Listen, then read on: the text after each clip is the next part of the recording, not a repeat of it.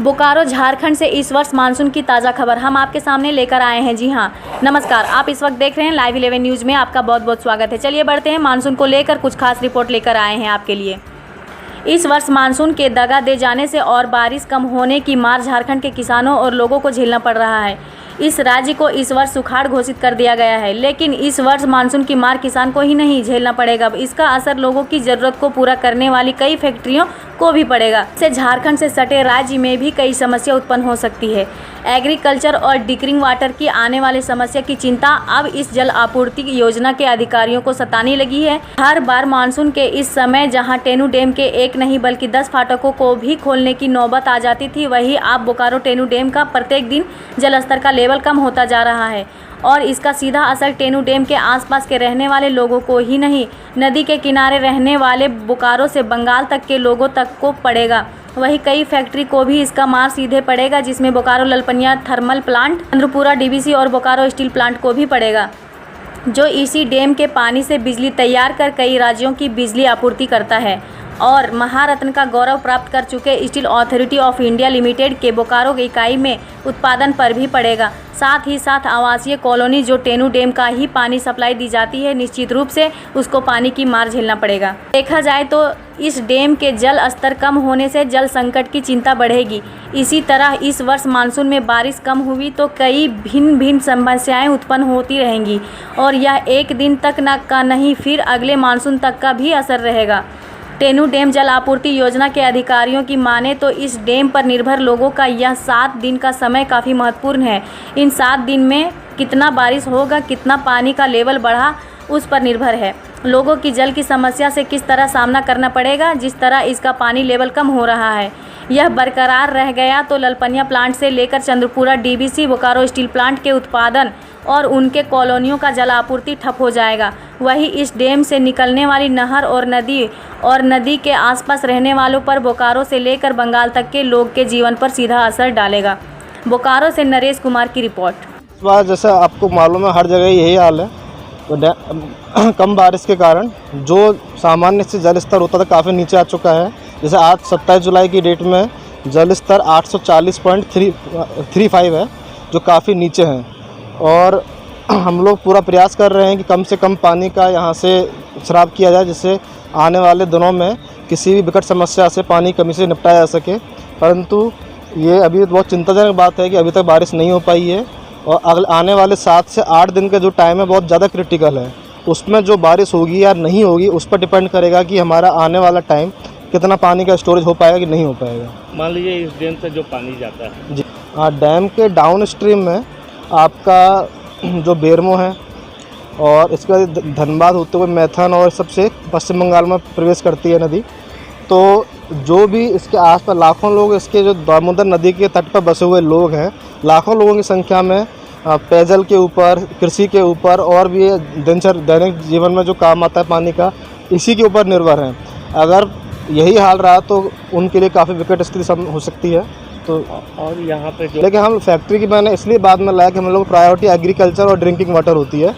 Obviously अगर पानी कम रहेगा तो फैक्ट्री भी इससे निसंदेह प्रभावित होंगी और आने वाले समय में हम लोग पानी को किस स्तर से कहाँ देना है वो प्राथमिकता तय की जाएगी, कमी को देखते हुए। बोकारो स्टील प्लांट पर कितना असर पड़ेगा? बोकारो स्टील प्लांट पे भी एक निश्चित तय सीमा है, जो कैनाल का कैपेसिटी है, जो लेवल है कैनाल का, अगर पानी की उससे नीचे गया तो निसंदेह वहाँ भी कैनाल की क्षमता भी प्रभावित होगी और वो बोकारो स्टील प्लांट जो अभी जितना पानी लेता है उसमें उसे कटौती करनी पड़ेगी, वो नहीं ले पाएगा।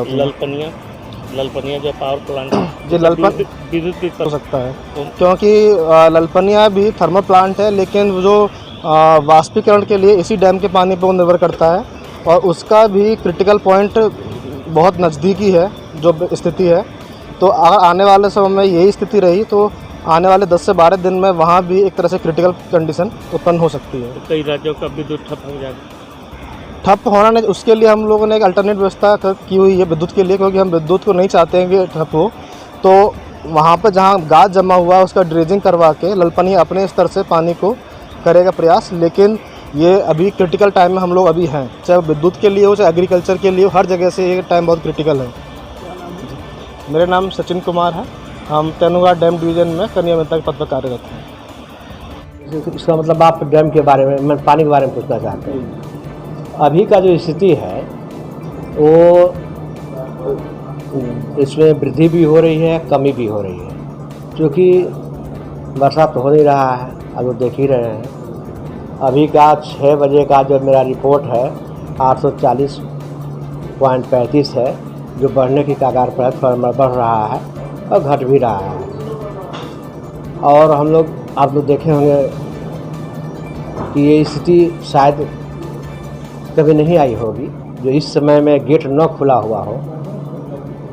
मानसून के चलते पानी मेरा कम हो गया है। हम लोग यदि इससे भी नीचे जाता है तो TTPS है, जो TTPS हम लोग से पानी लेता है और वहाँ से बिजली उत्पादन करता है और विभिन्न राज्यों में भेजता है वो। अगर ऐसी स्थिति अगर रही लगातार तो हम समझते हैं कि उनको दिक्कत हो सकती है पानी बढ़ने के लिए। अब देखिए, अब जैसा मानसून चल रहा है, वैसे क्या स्थिति आती है, वैसे फोरकास्ट के अनुसार तो अभी तो पानी का आसार नहीं है। और हाँ, अभी तो स्थिति की नहीं है, पानी लोगों का कम हो गया है। अब इसी सूचना हर पदाधिकारी को दी जाती है, ऊपर लेवल तक जाता है पानी की स्थिति क्या है, वो भेजते रहते हैं। मैंने कि सुखाड़ घोषित हो गया आप लोग को लग रहा है? नहीं, हम लोग तो पानी रखना ही है, सुखाड़ घोषित तो खैर है ही, उसको माना ही जाएगा। अच्छा, और कहाँ TTPS के अलावा और कहाँ का असर पड़ेगा? असर पड़ेगा जैसे जहाँ तहाँ, जैसे रिजर्वायर है उसके आसपास हम लोग जैसे PhD ग्रामीण लोगों को PhD के द्वारा जलापूर्ति दी जाती है, वो प्रभावित हो सकता है इस पर। लाखों लोगों को पानी सप्लाई हो रहा है। हाँ, PhD के जरिए। हाँ जी, हाँ, जिस माध्यम से हो रहा है, अगर रिजर्वायर से हो रहा है तो वो प्रभावित हो सकता है अगर यह स्थिति रही है, घटते रहा। ये जो नदी गई है बंगाल तक, हाँ। जो पानी आप लोग छोड़ते थे बंगाल में, पानी की कमी दूर होती है, हाँ हाँ तो क्या लगता है कि उधर आगे क्या से? हाँ, ये स्थिति आ सकती है, बिल्कुल आ सकती है। फसल यदि है, फसल को सिंचाई करना है सब तो उसमें तो बाधा आएगी। मतलब इस समय दामोदर नदी उफान पर रहती थी? हाँ, ऐसा रहती थी। कई गेट खोलते थे इस समय? हम लोग 4 गेट 5 गेट खोलते थे। हम लोग 6 गेट तक खोलना पड़ता था।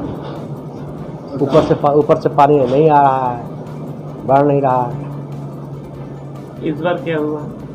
इस बार पानी के चलते, पानी कम है तो कहाँ से पड़ेगा?